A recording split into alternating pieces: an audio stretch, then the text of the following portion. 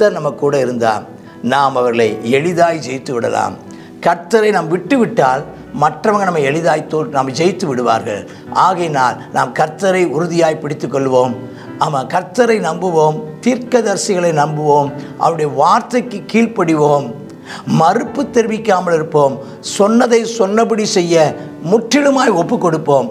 காருண்யத்தால் அழைத்து காத்து கொண்டவரே, கருவில் உருவாகும் முன்பே என்னை கண்டு தெரிந்தவரே.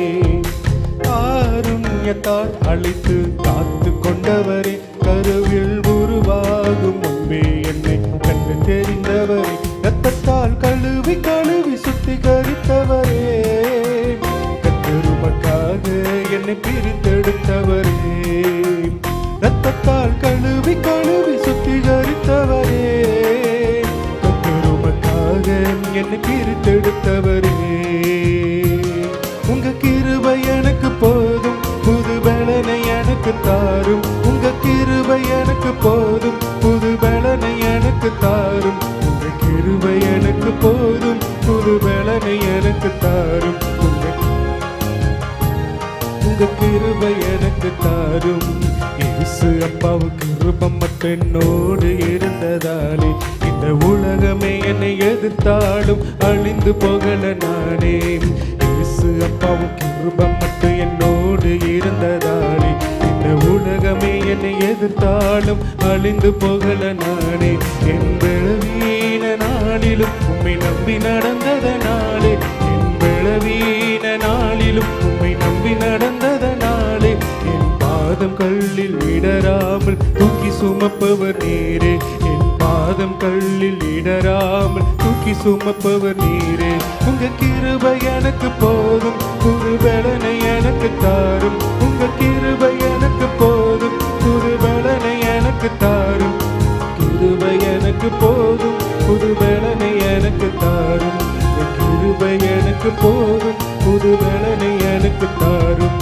காருண்யத்தால் அழைத்து காத்து கொண்டவரே, கருவில் உருவாகும் முன்பே என்னை கண்டு தெரிந்தவரே.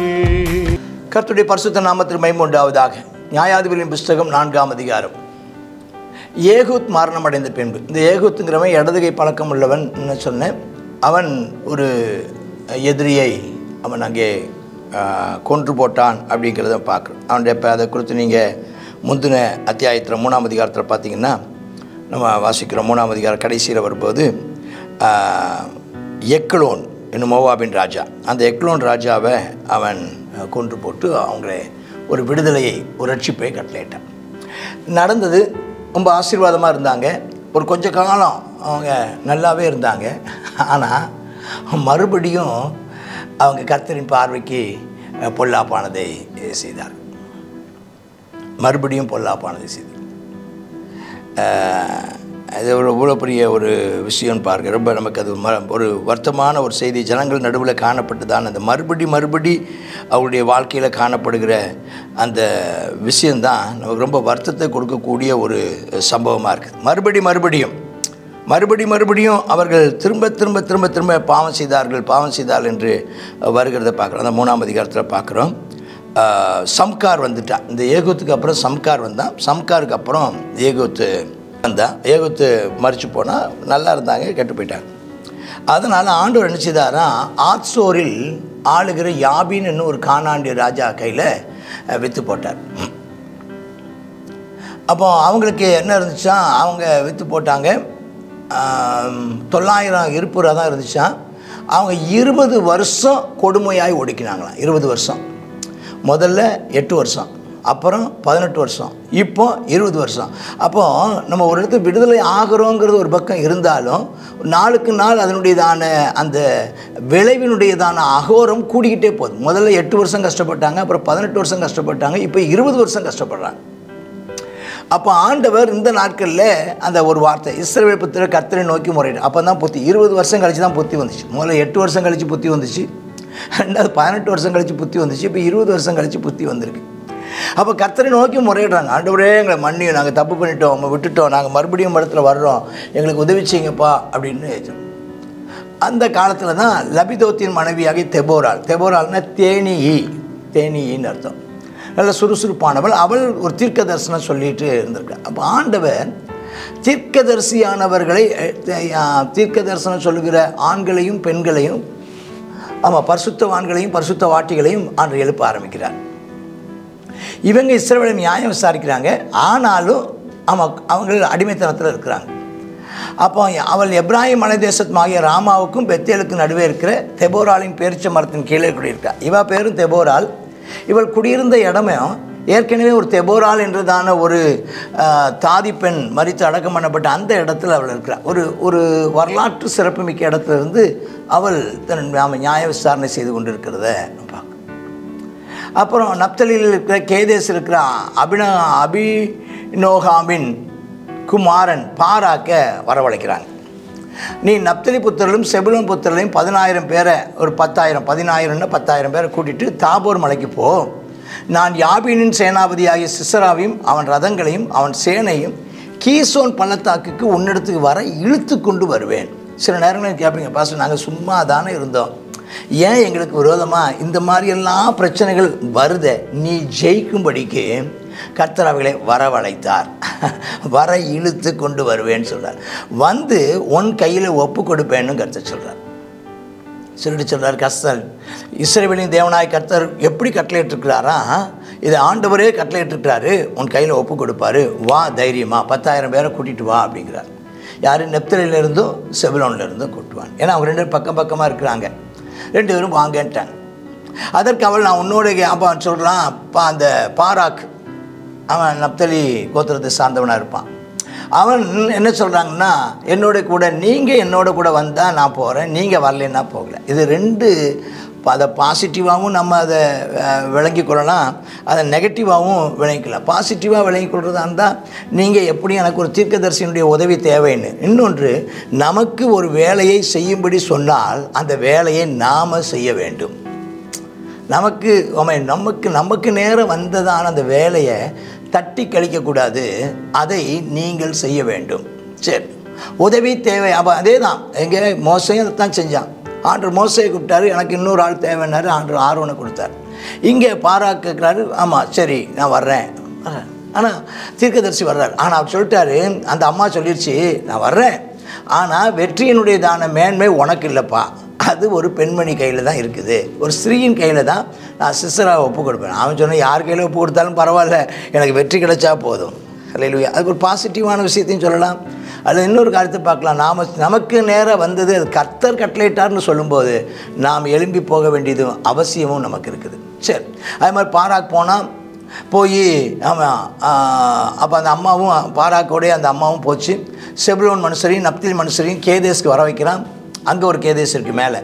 அப்போ பின்ச 10,000 பேரோடு போகிறான். தெபோராலும் கூட போகிறாங்க.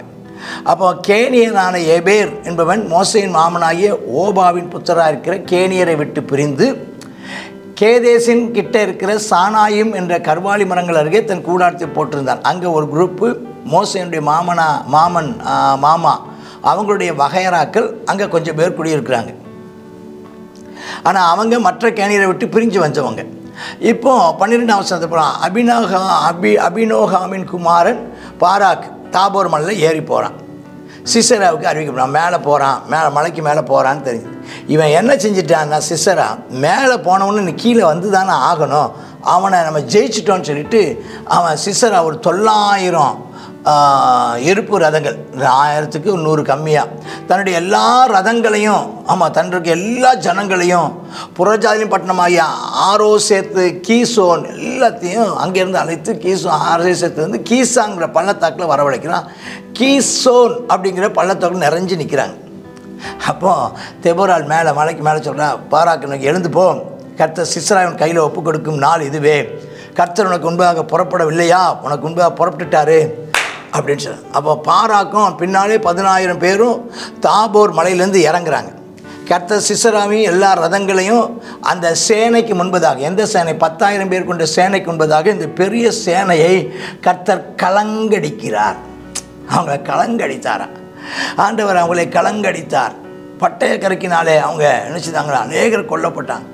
ரதத்தை விட்டு இறங்கினாங்க. 5ஆம் அதிகாரத்தில் போய் பார்க்கும்போது தான் தெரியும் என்னென்னலாம் யுத்தத்தில் என்னெல்லாம் நடந்துச்சுன்னு சொல்லி பின்னால் பாடலாக 5ஆம் அதிகாரத்தில் பாடும்போது தான் இங்கே என்னெல்லாம் நடந்துச்சுன்னு. பொதுவாக அந்த 4, 5 ஒன்றா சேர்த்து படித்தா ரொம்ப பிரயோஜனமாக இருக்கும். அப்போது ரதத்தை விட்டு இறங்கி கால்நடையாக ஓடி போகிறான். யார்? சிசரா.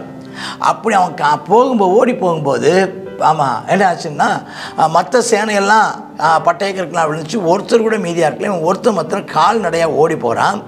எங்கே போனான்னா பக்கத்தில் தானே கேணியர்கள் இருந்தாங்க. கேணியர்கள் வந்து இஸ்ரவேல் ஜனங்களை விட்டு தூரமாக தனித்து இருக்கிறாங்க. சரி அங்கே போனால் பாதுகாப்பாக இருக்குன்னு சொல்லிட்டு அங்கே போகிறான். யார்?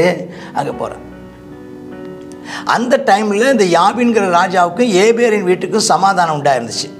அதனால் பாதுகாப்பாக இருக்குன்னு சொல்லிட்டு அங்கே போகிறாங்க. போன உடனே அந்த அம்மா சிசரா, யாகேல்னு ஒரு பிள்ளை, அது ஆங்கிலத்தில் ஜாயல்பாங்க.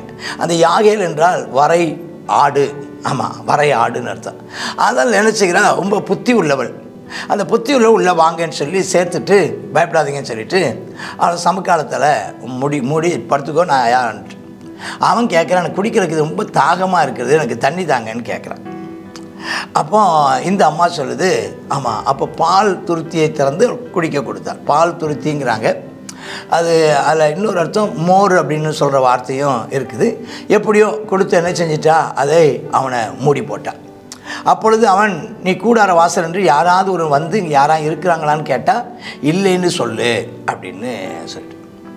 பின்பு ஏபேரின் மனைவியாக யாகேல் என்ன செய்கிறா, மெதுவாக ஒரு கையில் ஒரு அந்த கூடார ஆணி, அது நல்ல பெரிய ஆணியும் சுற்றிலும் எடுத்துகிட்டு வந்து இவன் நெத்தியிலே வச்சு என்ன செய்தா, ஆயாசமாக தூங்கி போன அவன் அரைஞ்சிட்டான். அப்படியே அந்த தரையாக புதைஞ்சு போகிற அளவுக்கு அடிச்சிட்டான். பின்பு சிசராவை தொடர்கிற பாராக்கு வர்றான்.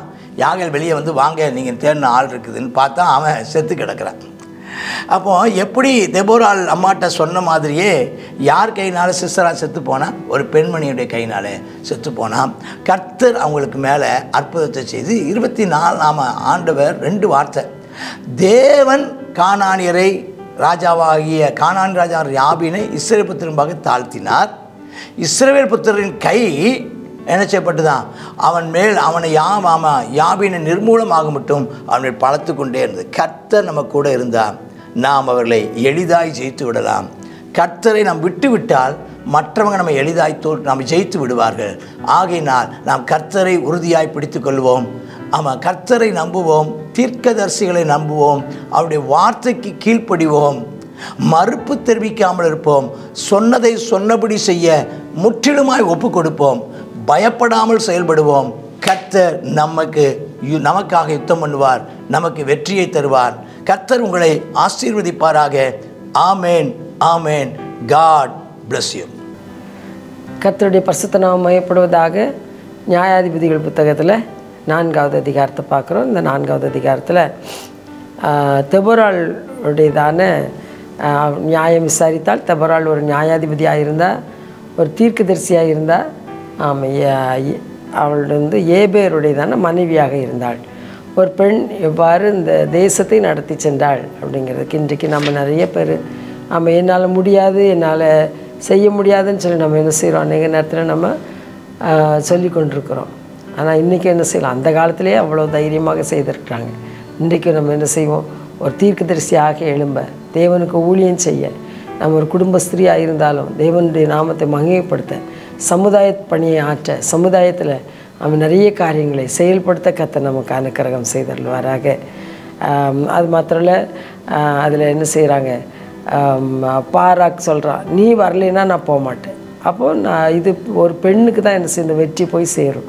அதே போல் என்ன செய்கிறாங்க, யாகேல் அந்த சிசராவை கொன்று அந்த வெற்றியை இன்றைக்கி பெண்ணால் அது ஜெயம் பெற்றது அப்படிங்கிறதான நிலைமைக்கு வந்து விடுகிறது. இந்த நாளில் நம்ம என்ன செய்வோம், இது ஒரு பெண்களுக்கான ஒரு சிறப்பு அதிகாரம். நாம் என்ன செய்வோம், தைரியமாக எழுந்து காரியத்தை நடப்பிப்போம். கர்த்தர் நம்மோடு இருக்கிறார். ஜெபம் பண்ணுவோமா? அப்பா, ஸ்தோத்திராண்டவரே, கிருபை இரக்கம் தான் நல்ல பிதாவே, சர்வவல்லமையுள்ள தேவனே, இந்த நாளில் கர்த்தாவே அப்பா, அந்த தெபோராள் எழுந்து பாராக்கை உற்சாகப்படுத்தினது போல அப்பா, இன்னும் அநேக ஆமேனப்பா தேவனுடையதான கர்த்தாவே யுத்த வீரர்களை அப்போ அடையாளம் காணவும் அவர்களை உற்சாகப்படுத்துகிற வேலையை செய்யவும் தேவரீர் நீர் எங்களுக்கு அனுக்கிரகம் செய்தரல வேண்டுமாய் ஜெபிக்கிறோம். கர்த்தாவே ஸ்தோத்திரம் அப்பா. ஒரு தீர்க்கதரிசியாக, ஒரு நியாயாதிபதியாக, ஆமேன் அப்பா ஸ்தோத்திரம். குடும்ப பெண்கள் எழுந்து அக்காரியத்தை நடப்பிக்க கிருபை தாரும் அப்பா. யாகேலை போல துணிஞ்சு கர்த்தாவே ஆமேன் காரியத்தை செய்ய, கர்த்தாவே சிசேராவை கொன்று அப்பா தேவனே தன்னுடைய தேசத்தை காக்க ஆமேன் எழுந்து செயல்பட கிருபை தாரும். சத்துருடைய கிரியைகளை முறியடிக்கவும், சத்துருக்கு விரோதமாக செயல்படவும் தேவரீர் எங்களை பயன்படுத்தி அருளும். பெண்களாகி எங்களை கர்த்தாவே அப்பா சோர்ந்து போய் ஆமேன் அப்பா பிரச்சனைகள் நடுவிலையும், பாடுகள் நடுவில், வேதனை நடுவிலையும் கர்த்தாவே உழன்று கொண்டு அப்பா ஸ்தோத்திர ஆண்டவரே ஆமேன் அப்பா அதில் கண்ணீர் வடித்து கொண்டிருக்கிற பெண்கள் எழுந்து காரியத்தை நடப்பிக்க தைரியத்தை தாரும், உற்சாகத்தை தாரும் ஆண்டவர். உமக்காக செயல்பட பலன் தாரும். இயேசுவின் நாமத்தில் ஜெபிக்கிறோம் நல்ல பிதாவே. ஆமேன், ஆமேன்.